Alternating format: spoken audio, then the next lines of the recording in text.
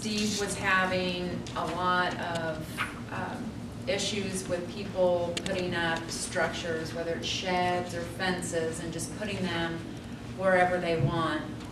We have some, part of our code does address other things, but it was clear that it did not specifically address the fencing and the sheds, and it's standard to go by the 5 foot. Steve can probably explain this better, but this way, this gives enough room, like down alleyways and that kind of thing. Steve, you want to elaborate on that? Well, on utility alleys, you usually have 10 feet to begin with. But you know, they're building all the way within that 10-foot range. So I want to keep your fence off of it. That way, people go down here and work and actually get down through. The other problem, the main problem is, if you don't have a utility alley and you have your neighbor here builds a fence and then later you want to hook onto their fence, there's tends to be fights in this town over, they don't like the fence no more. They want to replace it, well, the other person don't. Or they want them to pay half, and then I'm having people arguing over who owns what, because they're butted up right together. So I want to separate the two, and that way we have a separation in between the two properties. That way that person owns that fence and this person owns this fence, and that's a lot of the problems I'm having. And then they put the shed right on the edge of the property line, and then you go down through there, or they get over. They wasn't quite right, and you have another surveyor. You take 2 different surveyors, you're always going to get a different spot. So there's always a fight over them. So if we hold them back off the property lines, then we don't have that fight. One thing that is very common, there's usually a utility cord behind if there's power, Ameren, or anything of that nature going back through there down through the easements. It creates a tremendous problem of people building fences over the top of them. They go back and do the repairs and other things of that nature. And I've got people working every day in 3 different states and run into multiple problems with that. And they end up, if it ends up going someplace, then if they have an ordinance where you cannot build a structure, whether it's a fence or a building, it's got to be 5 foot off the property lines in on their property. That does not mean that they don't maintain that. Right. What it means is that they are not permitted to, they shouldn't be building on utility corridors of that nature. And it's, that's the way I see it. And Well, it's real that's the way I've simple. seen it. I want to discuss other things, but I want clarification here. Example, my house, I have a 10-foot utility easement, 5 foot on each side of the telephone pole that runs the back of my house. Now, my neighbor has built a fence right there on that 5 foot back. Right. Are you proposing to go an additional 5 foot back from that? Mm-hmm. So you're proposing to go, to make that easement on both sides, 5 would be a foot from 20 the foot property. then? 5 foot from the property line, yes. So that would be a 20 foot. On 5 foot on your side, 5 foot on the other side. What he's saying, if the utility easement is run down through the. Right down to the back of my house. Okay, and which it is, and what they say, 5 foot either side of where that's placed is a utility easement. That's right. Okay, so, and make sure we're all on the same page here. That if I go out to that telephone pole in the center of it, Yeah. and it's the center of the utility easement, that I measure 5 foot out from there, and I can put my post. Is that what you're No, saying? he's saying that you gotta go another 5 foot. Well, okay, on a utility easement, you got 10 feet, right? Okay, 5 foot on each side if they're Okay. back to back out. all right. On a utility, but okay. Everyone in town does not have a utility easement. You, on a utility easement, I know we're gonna have to write this, and that's why it's up for discussion. You've already got a 10-foot easement. But I'm talking about the regular houses that does not have a utility easement. You're going to have, Ordinance right now that's covered my property and somebody that doesn't have one. Okay. which is a badly written ordinance. But I got other issues other than that. We're just talking residential now. Well, I can tell you right now, between me and the fence post, I feel this way. The city ordinance ought to say, if there is no utility corridor there, which the utility corridor is the same thing, that's where the power line or the telephone company will run, down there at the property line. So if we put a restriction at 5 foot off the property lines where you can build, then I think is the right, what needs to be done.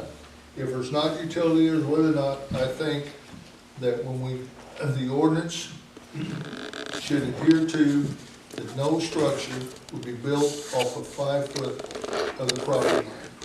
Fits both categories, whether there's utility corridor there or whether there is not. That's my position, and I don't vote on this, gentlemen, so, Okay, well, and ladies. can I discuss now my thoughts? First, that's why we have a planning and zoning ordinance, that we should write an ordinance, let them review it, and find out any errors to it, and let them come back to us and say, yeah, we can defend this, or no, we can't defend this. But for us just to write an ordinance without actually planning and zoning, because basically, if I don't agree with an ordinance you do, I can always go to the committee that will change the ordinance for my particular thing. But the other issue I have, and we're sitting here talking about residential right now, but we also got two other classes, commercial and agricultural. So when I first read this, and I'm not trying to say, because I'm an alderman and I have 100 acres of agricultural land inside the city limits, if I had to move my fence lines back 5 foot, I'm stopping a lot of grazing or a lot of agricultural purposes. And if I was a commercial person and was buying a piece of land and paying for it by the square foot, and all of a sudden I gotta move back 5 foot all the way around the properties, I have limited my property by 5 foot around the whole thing. So this ordinance, we're talking residential one, but it should be addressing agriculture and commercial and residential. And we're trying, and the way the ordinance was written, it didn't specify other than one thing about sheds were on residential and commercial, but on the fences, it didn't even specify agriculture, residential, or commercial. Well, and that's what was clarified in the email that came out to the board, was that we were aware that that had been left off when that was written, and that we did know that that had to be in there. So we are aware that that. See, I still disagree about this ordinance coming to this board prior to being sent to planning and zoning. The staff has taken ordinances to the planning and zoning before, and they specifically were told that planning and zoning does not want to address ordinances. They are there to look at applications. And I was in one of those meetings where we were specifically told they did not want us bringing ordinances, that was for the Board of Aldermen. Well, Tim's he's our chairman I'm of the just telling you that that's well- happened several times, and I was in one of those. Let me tell you why this is here today. Is because we want to discuss it with everybody here. And we want to have input from it. Larry, I agree. I think that there ought to be a segment dealing with agriculture that's in here. However, if that agriculture property would sell, and my thoughts is that then, if it would go to R1, then it would go to R1 restrictions. Well, that's exactly right, Larry. Okay, so, yes, does that need, as we go through some of these ordinances been in place for long periods of time, okay? And it's causing us problems on a day-to-day basis with things of this nature. We want to lay it out on the table and get everybody's input to see what's the best we can do. Oh, I agree with that, Larry. I'm not here to try to obstruct this law. I was I think you would astonished be to willing find to out do that people that built fences didn't have to get a building permit. I mean, when you put a roof on your house, you gotta get a building permit. Why wouldn't you have to get a building permit? They do have to. And that's, we've talked about that, and something, we go out and do the approach before they do that and discuss things of that nature. But also, if Steve goes out and does his job and things of that nature, we wanna make sure that the ordinance that we're going by is something that we can live with in this town. Is And there have actually the an ordinance? backup behind us. Is there an ordinance about fences right now, offsets? There's a ordinance on fences, but not offsets. So basically, when you get a building permit and you don't have an ordinance that offset, how do you determine where they can put the fences? Well, I have to go off the utilities. I will not, see, the way I do it right now, I have to go 5 feet because I'm not gonna let you build a fence over my water meter and can't get to it, or my manhole, which we have those. And there were times that previously, They did. Steve's been interim, and there were times that previously it wasn't addressed. And so that's what we're trying to do now, is to make it official, because it hadn't always been addressed. And it hadn't been addressed across the board. Right. Is there a lot of fences built that don't Yes. get building permits? Well, not now, because I'm over the locates. Good job, Steve, good job. So my understanding, this ordinance is to take place for here and now, not for pre-existing that's already, Right. it's already been Well, 10, 15 years ago. I They don't know, have to I do don't it know now. what we, I don't know that we can do anything with that. So this is just for future projects, future fences, future sheds. Right. Right now, if you have a shed that's right near the property line that's built there, It's not much there. we can do to move it. Right. Right. I'm not gonna make them move it. I'm just getting at the point right now, our meter reader, I know we're going to digital, but right now, he has to go through multiple gates, knocks on multiple doors, make sure that rot water's not in the backyard when they go back there to read the meter. You know, there's multiple reasons for this. It's not just code enforcement. I mean, there's safety of employees, there's multiple issues. No, I agree that, you know, having it spelled out is perfect, and this is not going against citizens that already have a fence up or already have a shed there. But those who plan to put a fence, which I'm planning to do next year, I'm gonna. All right, now let's talk about the side. Okay, my neighbor's built one right on my property line. Right. Okay, I do not have a fence. If I apply for a fence now, I gotta go 5 foot from his fence and put one up? Well, that's the So way. I have a 5 foot dead area there then? And that's why it's up for discussion. I just used a 5 foot. We can go 2.5 foot or whatever you want to do, but you want some type of separation due to the fact, say Larry, you have a privacy fence. The next gentleman wants a chain link fence, and they nail that chain link fence to your privacy fence. Are you gonna be very happy somebody drilled nail holes for your brand new fence? No. And that's the problem I'm having. So I've got to separate them, because you cannot take two people and two different pieces of property and normally, somebody's gonna disagree on something. So then when the fight starts, who do I tell to tear the fence down? Do I tell you or do I tell your neighbor? Because they're both on the property line. And they're together, so who do I tell to tear it down? How are we gonna police this and make sure people, because I'll be honest with you, I had a fence destroyed by a truck in my backyard. And it's been 3 weeks ago, and the people coming to fix my fence said, we think your fence is probably too close to the road. And so I made my wife call the city, but I never got an answer. And I mean, I don't know the answer, but I mean, you're talking about, you're doing a lot of work on somebody else too, to watch and see, because If I it's think there are existing- people that just throw fences up and don't say a word. Yeah, I've caught I know. several of them. And I'm working on that very hard, but, there's a lot of them like you got a pre-existing fence, I'm not gonna make you remove it. Yeah. You know, like your fence got half of it tore down and you gotta put it back. I'm not gonna make you move it back in because you already had your fence there. My utility easement goes right through the middle of my property pretty much. Right. In the back. So I mean, I have it on both sides, so there's a fence here and here, so there's no way I could do it Right. anyway, but. You know, And to me, I see a problem if Larry did build a fence, who's gonna mow that 2 foot in there? Nobody's wanna go in there and take care of that. 2 foot now. Yeah, or 5 foot. Well, that won't work. Only thing I just think on it your needs to be deed, you further belong discussion. to Eldon, what do they call it, homeowners deal association, there was Yeah. one I know, correct?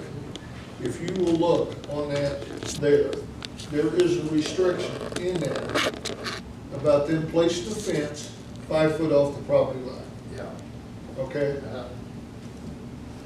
And So they're my only- assumption though, 5 foot off the property line would be the pole, from the pole to 5 foot, that's 5 foot off the property line, because I actually own the property.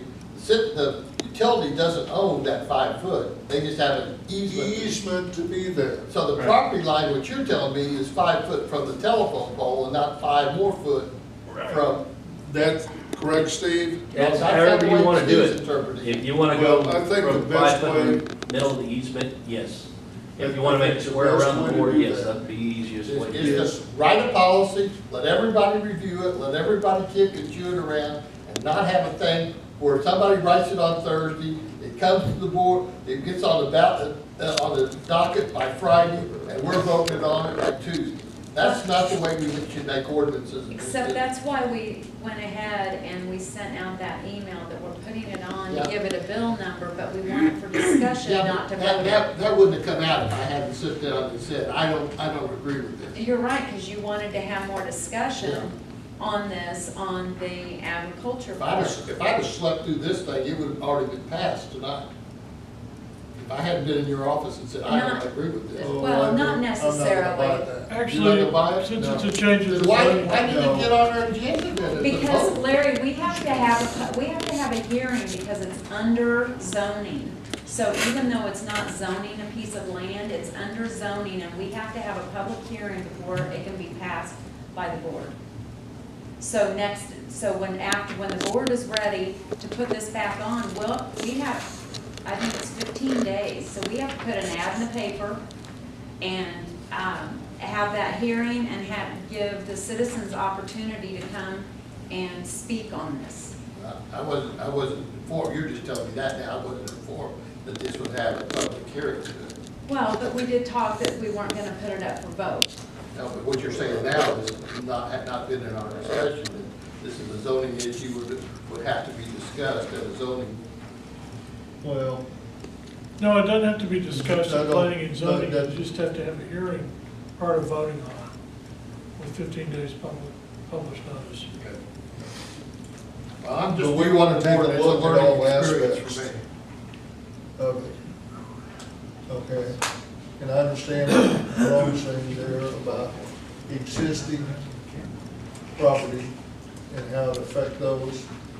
And we're in agreement that it will not, and we want it wrote, if it was built prior to this date that this passes. Right. I'm not gonna go around and tell everybody they got moving fences. No. We No, have- no. We got enough problems as it is. Any other discussion on this? But to have essentially a 10-foot gap between two fences, that's a no man's land, it sounds crazy to me. Okay.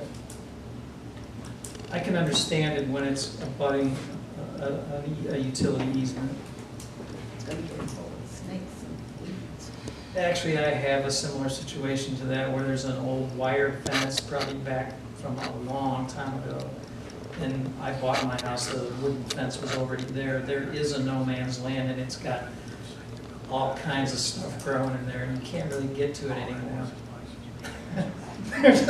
There's a poison oak vine big around as my leg growing back there. So, Mark, if we do have a situation like that, like Steve explained, would that not be a civil matter versus Yeah, us really. being able to dictate who Right. takes down what? They would Right. have to go into court? Right. It's a dispute between the neighbors, not between the city and the neighbors. Anything else on that? Derek, you got anything else you want to comment on? On this, no, not this time. Okay. Larry?